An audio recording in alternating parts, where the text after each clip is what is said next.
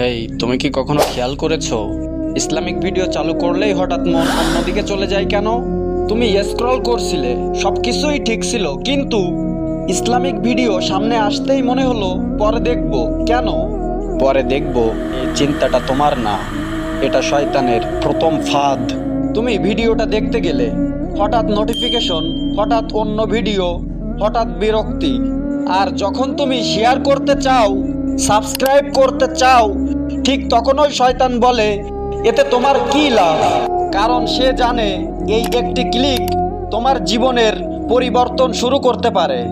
আজ যদি তুমি এই ভিডিওটা শেষ পর্যন্ত দেখো, একটা শেয়ার করো, তাহলে মনে রেখো তুমি শয়তানের বিরুদ্ধে জিতে গেছো। তুমি কার পক্ষে দাঁড়ালে কমেন্টে বলো, আমি থাকবো তোমাদের অপেক্ষায়।